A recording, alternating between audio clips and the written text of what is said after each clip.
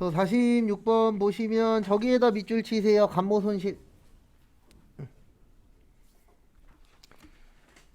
그래서 간모 손실, 우리 재고자산 간모 손실에 두 가지 있어요. 정상적이냐 비정상적이냐. 그래서 정상적일 때는 매출 원가에 가산하고 회계 처리 안 한다 그랬고, 비정상적일 땐 영업에 비용 처리한다 그랬죠. 그래서 정답 3번 매출 원가. 그래서 정상이냐 비정상이냐 그런 거 잘 보시고요.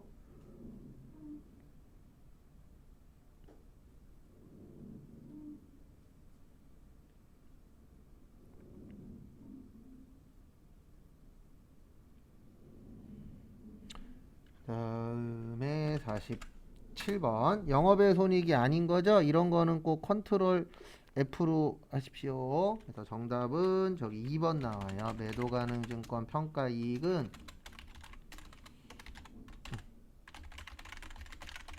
기타 포괄로 나옵니다. 그래서 이런 것들은 꼭 컨트롤 F로 하세요. 기타 포괄이 자본이에요.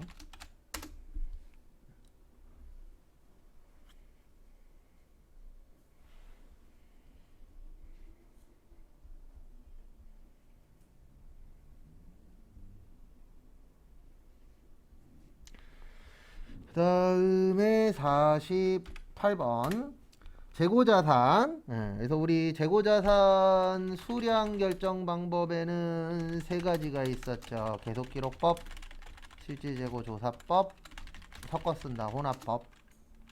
그 다음에 단가는 하나씩 개별, 먼저 선입, 나중 후입. 그래서 지금 요거 물어본 거죠. 후입선출법.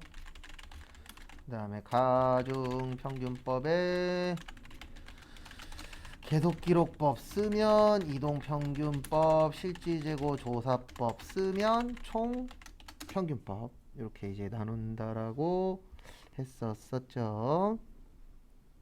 그래서 이제 요거를 가지고 또 보도록 하겠습니다. 48번 1번 지속적인 물가 상승 시 기말재고 자산은 시가를 표시하지 못한다. 우리 물가 상승 시에 매출 원가만 후입이 크다.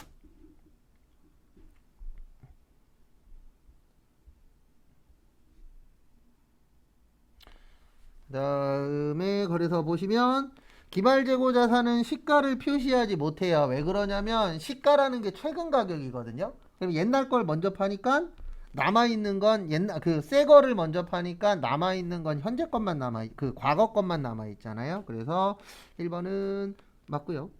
2번 나중에 매입한 거 먼저 파는 거 맞고요. 물가 하락 시, 물가 하락이라고 나오면 이렇게 기억하셔야 돼요. 물가 하락 시에 거꾸로 되는 거예요.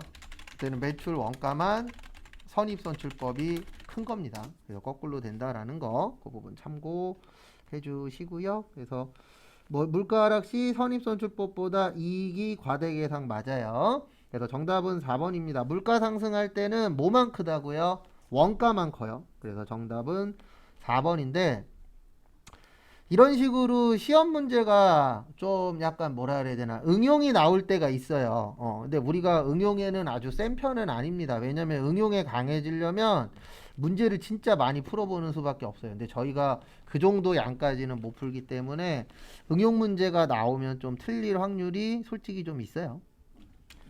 그 다음에 49번 유형자산 감가상각 방법. 우리 기억나실지 모르겠는데 우리 감가상각 방법에 정액법, 정률법, 연수학계법, 그 다음에 이중체감법, 생산량 비례법 있다라고 한 적이 있었습니다.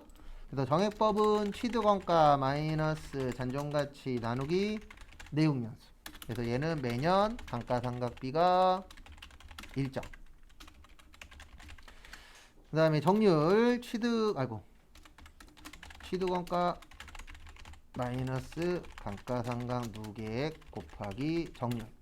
초기에 감가상각비가 크다.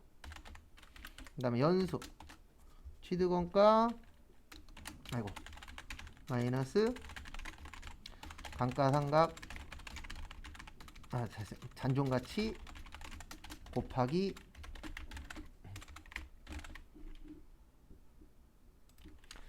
내용 연수의 합분의 잔여 내용 연수. 그 다음에 2중 취득원가 마이너스 감가상각 노계 곱하기 내용 연수분의 2. 그 다음에 생산 취득원가 마이너스 단종가치 곱하기 예정 총생산량 분의 단기 생산량. 그래서 이런 식으로 답 몇 번 이런 거에다가 너무 열중하지 마세요. 대부분 보면은 답에다가만 열중하시는데 시험 문제가 나올 때마다 계속 바뀌어요. 그래서 정률법, 정액법, 생산량, 비례법. 그래서 정답은 가나다 2번입니다. 이동평균법하고 총평균법은 재고자산이에요. 유형자산이 아니고. 50번은 오늘 처음 설명드리는 거예요. 정답 4번. 일단 1번에 별표 3개 치세요. 1번 중요합니다. 그래서 1번에 별표 3개 치시고요. 그래서 1번은 좀 많이 중요한 내용 중에 하나세요. 그 다음에 거기 보시면은요. 거기 내용 보시면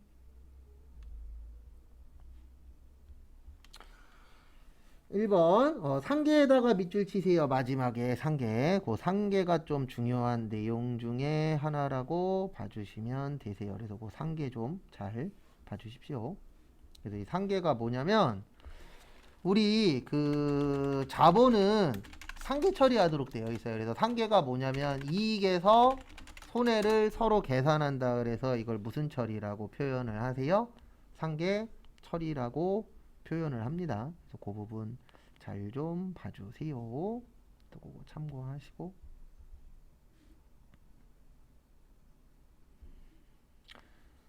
그 다음에 2번 배당건설 이자 배운 적 없어요. 이거는. 예. 그리고 더 이상 설명은 안 할 겁니다. 정답은 4번인데 거기에다 밑줄 치세요. 자기주식 처분 손실. 그래서 자기주식 처분 손실이 아니고 이거 주식 할인 발행 차금이에요.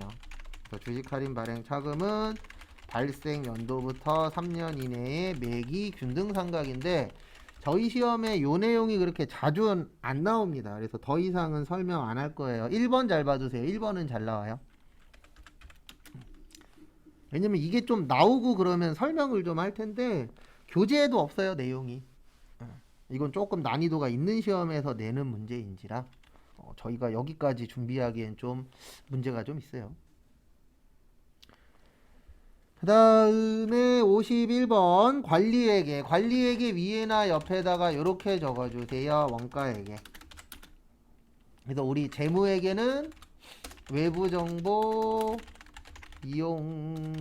이용자에게 정보 제공하는 게 주된 목적이고요. 그 다음에 요 재무회계의 특징은 원리원칙이 있어요. 왜냐면 남들하고 같이 볼 거기 때문에 어떤 일정한 기준이 필요하거든요. 근데 관리회계는 내부 정보 이용자에게 정보 제공하는 거기 때문에 원리 원칙이 없어요. 왜냐면 우리끼리만 알아보면 돼요. 이 원리 원칙이라는 건 다른 사람들도 같이 볼 수 있는 거거든요. 근데 내부에서 볼 거니까 다른 사람들은 못 봐도 상관없잖아요. 왜냐면 남 보여주는 게 주된 목적이 아니고 우리끼리 보는 거기 때문에. 그래서 그 내용도 좀 봐주시기 바랍니다. 1번 관리회계의 목적은 경영자 맞아요. 내부에서 보니까. 그 다음에 정보는 미래지향적이고 주관적입니다. 왜냐면 우리가 회사에서 내부에서 보는 게 과거를 위한 것도 있지만 주된 목적은 미래잖아요. 그래서 이 물건이 얼마에 팔렸냐, 아니면 이익이 얼마 났냐, 거기에 따라서 앞으로 우리 회사가 뭐 물건을 늘릴 거냐, 줄일 거냐, 직원을 뽑을 거냐, 말 거냐, 이런 것들이 대부분 다 미래지향적입니다. 그 다음에 3번 특수보고서 맞아요. 왜냐면 우리끼리 볼 거기 때문에 어떠한 일정한 원리 원칙을 가지고 만드는 게 아니고 특수 목적으로 만들도록 되어 있습니다. 그래서 정답은 4번이에요. 회계 원칙 없어요. 그래서 원칙이 없습니다. 관리에게는 이론상으로는. 실무에서는 있어요. 실무에서는 있는데 이론상으로는 관리에게는 그냥 우리끼리 볼 거니까 무슨 원칙이 필요해. 우리만 알면 돼. 약간 이런 개념이라고 봐주시면 되세요. 그 다음에 52번은 저기에다 밑줄 치세요. 제품 매출 원가. 혹시 이거 기억나십니까? 제품 계정. 기초제품, 단기제품 제조원가, 매출원가 기말 제품. 그러면 거기 기초 제품 써 있잖아요. 10. 단기 써 있잖아요. 30. 기말 써 있잖아요. 5. 차변과 대변 어때야 된다? 같아야 된다. 그러면 35만 원. 그래서 정답은 3번. 그래서 T자 기억 안 나시는 분들은 빨리 다시 외우시고 이거 잘 나옵니다. 그리고 이건 외우기만 하면은 맞출 수 있잖아요. 뭐 이해를 요하는 문제는 아닌지라. 계산 문제의 90% 이상은 이해를 요하지 않아요. 그냥 공식 아냐 모르느냐. 53번은 이해를 좀 하셔야 됩니다. 저기에다 밑줄 치세요. 예정 배부율. 그래서 예정은 1,000원이래요. 시간당. 시간당 1,000원. 그 다음에 실제가 얼마래요? 310만원. 그 다음에 다음 페이지 펴보세요. 거기 보시면 3,000시간 일했대요. 그러면 요거는 이해하셔야 됩니다. 시간당 1,000원이면 3,000시간 일했으면은 300만원 나와요. 맞죠? 1,000원에다가 3,000시간 곱하면 300만원 나오는데 요게 예정입니다. 그러면 우리가 항상 기준은 누구 기준이라고요? 실제 기준이에요. 그럼 실제하고 예정하고 10만원 차이가 나는데 요거 꼭 이해하셔야 돼요. 시험 보실 때까지. 기준은 누구라고요? 실제예요. 그러면 실제보다 예정이 10만원 커요? 작아요? 작죠. 작으니까 무슨 배부? 과소배부. 그래서 정답은 1번. 요건 이해를 하셔야 맞추실 수 있어요. 그래서 항상 제가 이 얘기 많이 할 겁니다. 기준은 실제 기준. 제가 이 문제 때문에 시험에서 떨어졌었어요. 왜 떨어졌냐면 10만원까지는 구했어. 계산기 있으니까 1,000원에다 3,000시간 곱했을 거 아니에요. 300만원 나왔어. 근데 300만원이고 310만원이야. 거기까지는 알겠어. 10만원이야. 여기까지도 구했어요. 근데 제가 그 당시에 뭐 요거랑 다른 문제긴 했지만 과된지 과손지를 몰랐어요. 그래서 찍었죠. 그래서 2번을 찍었어요. 그리고 69점으로 떨어졌어요. 그래서 계속 잘 보시라 뭐해라 라고 설명드리는 겁니다. 왜냐면 이게 우리 시험이 은근 한두 개 차이로 떨어지시는 분들이 많아요. 왜냐면 70점이라. 제가 우리 시험 60점이면 이렇게 열심히 수업 안 해요. 열심히 안 해도 60점은 거의 다 넘거든요. 근데 6하고 7하고는 좀 차이가 커요. 그 다음에 54번 개별. 그래서 우리 개별 원가 계산은 비싸. 그 다음에 종합 원가 계산은 저렴해. 다품종, 소량, 주문. 왜냐하면 주문하는 것들은 대부분 비싸요. 그 다음에 소품종, 대량. 많이 만드는 것들은 대부분 싸요. 그 다음에 작업지시서, 제조지시서, 원가표. 왜냐하면 주문해서 하기 때문에 만들 때마다 들어가는 게 달라요. 그 다음에 공정하고 완성품 완산량. 그 다음에 간접비가 많이 발생합니다. 왜냐하면 소량을 만들기 때문에 여러 가지 만들고. 그 다음에 기말, 제공품. 그래서 보시면 1번 주문 생산 방식에 적합하죠? 그 다음에 2번 공정별로는 어디예요? 종합이죠? 그 다음에 원가 계산을 단순화시킨 것도 종합입니다. 그래서 정답은 억지로 하면 4번이에요. 왜냐면 1번, 1, 2, 3번은 확실히 아니거든요. 근데 이렇게 나오면 4번도 애매하기는 한데 종합원가를 원래 단일 품종으로 보기도 하거든요. 그래서 단일이라는 게 한 가지만 만드는 거잖아요. 그래서 억지로 만들면 4번입니다. 왜냐면 1, 2, 3번은 확실히 아니거든요. 그래서 이런 문제는 좋진 않아요. 그래서 시험 문제 이렇게 나오시면 1번, 2번, 3번을 아니다 라고 이해를 하셔야 돼요. 그래서 원가 계산을 단순화시켰다라는 얘기가 뭐냐면 평균으로 한다는 얘기예요. 그래서 우리 평균으로 하면은 계산하기가 어때요? 수월하죠. 그래서 그 부분도 좀 봐두세요. 그 다음에 55번 저기에다 밑줄 치세요. 정상 완성품 수량의 10%. 그 다음에 앞에 봐주시면 감사하겠습니다. 자, 앞에 보시면 우리 이것도 외웠어요. 제공품 수량이라고. 이거 왜 외웠었냐면 세무 때 써먹으려고 외운 거예요. 회계 때도 그때 뭐 간단하게 하나 정도 보긴 했지만 회계보다는 주목적은 세무기는 합니다. 그래서 기초제공품 단기 착수량, 완성품 수량, 기말제공품, 공손품 수량 이렇게 있었어요. 그래서 거기 지문에 보시면 기초가 몇 개래요? 500개래요.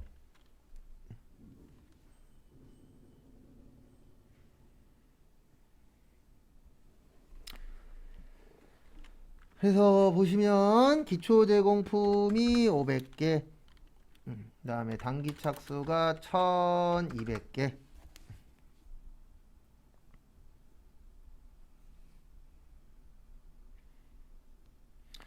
그다음에 기말이 300개, 공손이 200개. 그러면 완성은 1200개 돼요.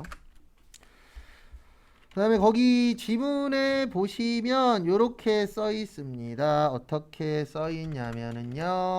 완성품의 10%래요. 그러면 1200개의 10%면은 120개 나옵니다. 그래서 정상이 120, 비정상이 80. 그래서 정답은 2번.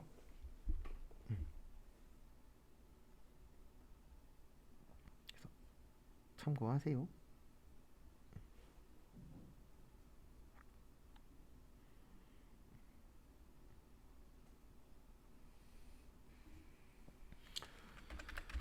그 다음에 56번 저기에다 밑줄 치세요. 세금계산서. 세금계산서 교부 의무가 면제되는 경우가 아닌 것이죠. 정답 4번입니다. 우리 영세에는 영세율 세금계산서, 내국신용장, 로컬 LC 구매 확인서. 그리고 좋은 방법은 아닌데 시험 문제 많이 푸시면 이렇게 푸는 것도 하나의 방법이긴 합니다. 어떻게 푸냐면은요. 맞는 것을 찾으시오. 그러면 자주 보던 게 답이고요. 틀린 것을 찾으시오. 그러면 자주 안 보던 게 답이에요. 근데 이렇게 풀려면 좀 많이 문제를 풀어보긴 하셔야 돼요. 그래서 거기 56페이지 1, 2, 3, 4번 중에서 4번 많이 나오잖아요. 내국신용장. 그런 식으로도 뭐 좋은 방법은 아니지만 그런 식으로 하는 방법도 있기는 있습니다. 권장드리진 않아요. 그 다음에 57번 저기에다 밑줄 치세요. 매입세액이 공제 1분 드릴 테니까 57번 옆에다 불공 적으세요.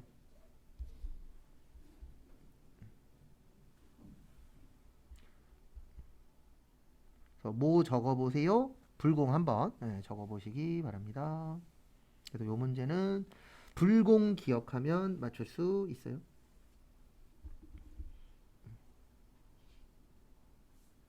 그 다음에 증빙도 한번 적어보시고 증빙에 우리 4가지 있었죠? 그것도 한번 적어보세요.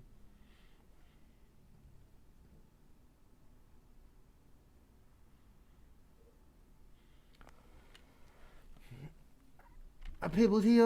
57번 보시면 우리 불공의 접대비 업무 관련 업사 비영업용 소형 승용차 1000cc 이하 제외 경차 제외 8인승 이하 그 다음에 면세 관련 비용 토지 더하기 세금 계산서 그 다음에 증빙에 4가지 있죠. 세금 계산서, 계산서, 신용카드, 현금 영수증. 그래서 일단 1번은 아니에요.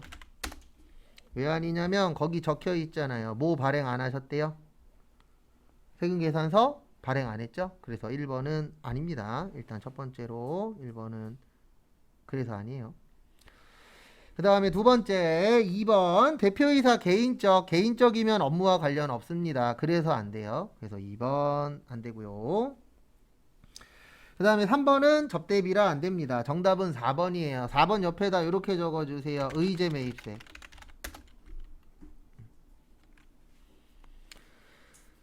그래서 요게 의제 매입세액이에요. 그래서 우리 의제 매입세액은 요렇게 기억을 하셔야 됩니다. 살 때는 면세의 원재료, 얘를 만들어서 팔 때는 과세.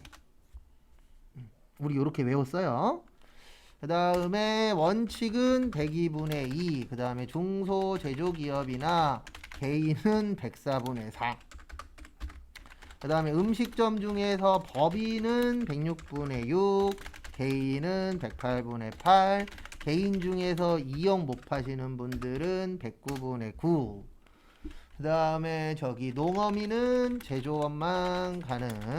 그 다음에 사업자고 거래할 때는 꼭 계산서나 신용카드를 받으셔야 합니다. 라고 했었었죠?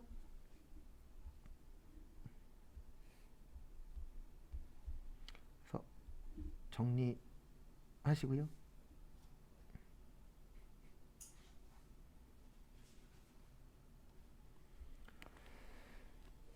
다음에 또 다음 거 보시면 그래서 57번의 정답은 몇 번이라고요? 4번입니다. 저걸 의제 매입세액이라고 표현합니다.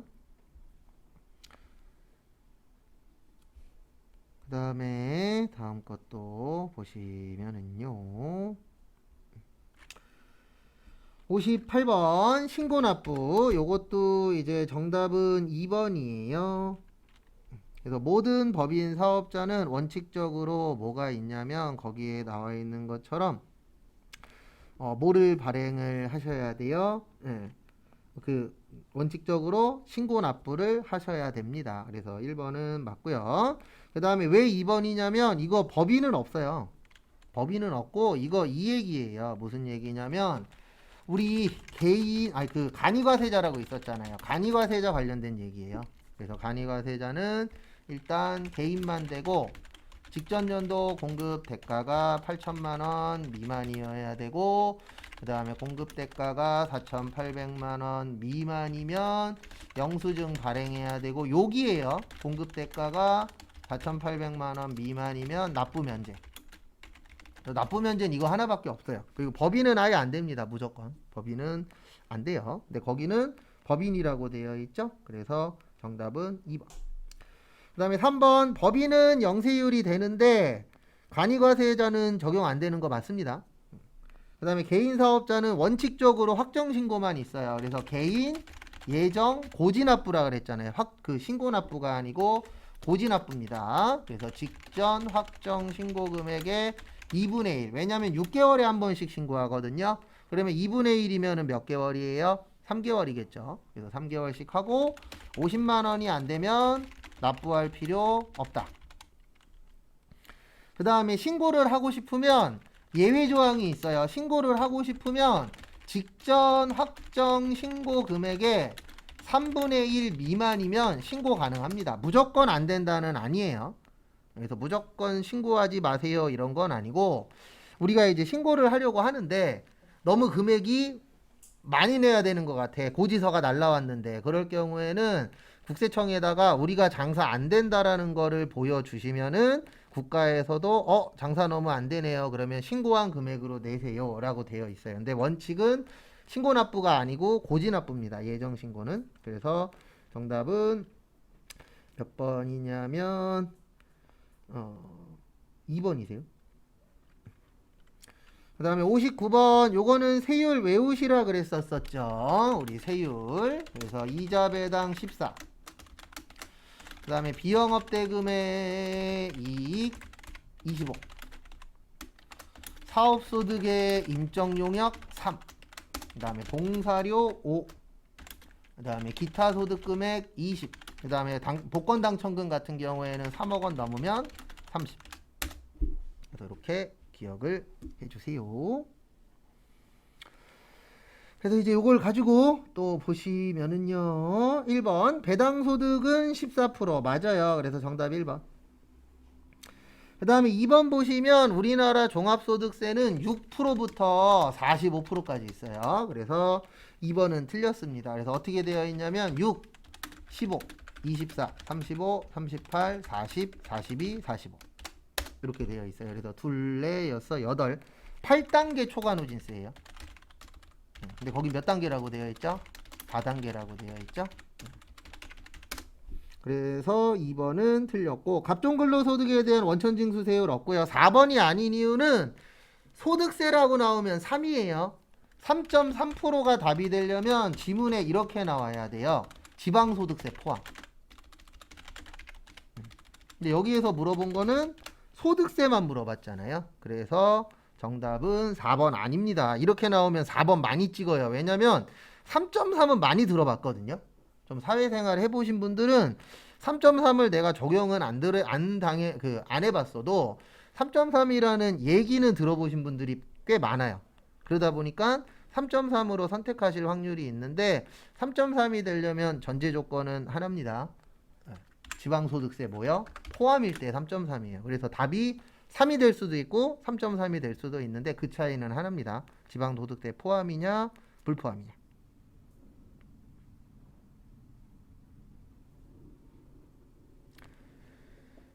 그 다음 어떤 거요? 3번이 안 되는 이유요? 없어요. 갑종근로소득은 세율이. 예, 원천징수 세율 없어요. 근로소득세. 예, 여러분들 월급 받잖아요. 그리고 거기에서 세금 떼죠. 소득세 뛸 때 몇 프로가 아니고 국가가 만들어 놓은 표가 있어요. 그거 보고 떼는 거지.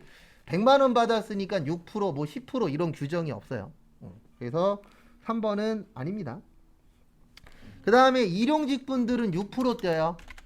혹시 일용직 나오면 일용직 분들은 6% 띱니다. 왜 6% 띄냐면 일용직 분들은 많이 버시는 분들이에요, 많이 못 버시는 분들이에요. 일반적으로 많이 못 번다라고 되어 있어요, 법에서는. 왜냐면 일용직이 일이 계속 있는 게 아니기 때문에. 일이 계속 있으면 일용직 짱입니다. 요즘 일당 되게 세요. 제가 알기로 막노동 나가도 15만 원은 받아요. 그러면 30일을 다 일한다라고 치면 450만 원을 벌 수 있는데 그렇게 일이 있지 않잖아요. 그러다 보니까 일용직 그러면은 그 법에서는 많이 못 버시는 분 이렇게 되어 있어요. 그래서 최저세율을 적용합니다. 그래서 최저세율이 몇 프로예요? 6%예요. 그래서 일용직이 혹시 나오면 6%고 우리가 월급 받을 때에는 국가에서 만들어 놓은 표가 있어요. 나중에 한번 보여드릴 건데 시험 끝나고 그 표가 뭐냐면 이만큼 벌면 요만큼 세금 떼세요라고 되어 있는데 그게 몇 프로가 없어요. 그 퍼센트로 한 게 아니고 국가에서 요 정도 벌면 요 정도 세금 내면 되더라 라고 되어 있지 몇 프로로 세금 떼시오 이렇게 안 되어 있습니다. 그래서 3번은 틀린 거예요. 그리고 우리의 문제는 이거 기억을 못한다라는 게 문제입니다. 이거 완벽하게 다 외운 거 완벽하게 다 기억해도 시험장 가면 틀려요. 왜냐면 제가 맨날 똑같은 얘기 하겠지만 외웠다 그래서 맞추는 건 아닌데 못 외우면 찍을 확률이 올라가잖아요. 그래서 못 외운 것들은 시험 볼 때까지 꼭 업데이트 해 놓으세요. 그 다음에 60번 비과세인데 요거는 요거는 그 정답 4번이에요. 저기에다 밑줄 치세요. 경조금. 그래서 경조금에 밑줄 치시고 그 다음에 앞에 잠시만 봐주시기 바랍니다. 비과세의 뜻이 뭐예요? 비과세 뭐 안 내는 거예요? 세금 납부 안 하는 걸 비과세. 과세 그러면 세금 내는 겁니다. 그래서 왜 정답이 4번이냐면 거기 경조금이라고 있잖아요. 경조금이 뭐예요? 뭐 결혼, 돌잔치, 뭐 그 다음에 뭐 저기 뭐냐 한갑잔치, 뭐 요즘 한갑 안 하긴 하지만 뭐 칠순잔치, 아니면 뭐 장례식, 예, 요럴 때 돈 들어오는 걸 뭐라 그래요? 경조금이라고 해요. 그러면 우리 결혼식 할 때 결혼 축의금 세금 내요? 안 냅니다. 예, 축의금 같은 거 세금 안 내도록 되어 있어요. 그래서 거기 그 부분에 대해서는 법에서도 뭘로 되어 있는 거예요? 결론은 비과세로 되어 있는 겁니다. 그래서 정리하시고 그리고 이론은 시험 볼 때까지 계속 꾸준히 하는 수밖에 없어요. 분계하고 좀 달라요. 분계는 하면 할수록 느는데 이론은 하나 차이가 안 납니다. 초반에는. 근데 뒤로 가면 갈수록 차이가 나요. 근데 초반에 티 많이 안 나는 곳 중에 하나가 요 파트예요. 이론하고 결산. 결산도 티 많이 안 나요. 초반에는. 왜냐면 그건 좀 내공이 필요한 공부라. 여기까지 보시고 잠깐 쉬었다가 4시 5분에 또 그 뒤에 거 풀 시간 드릴게요.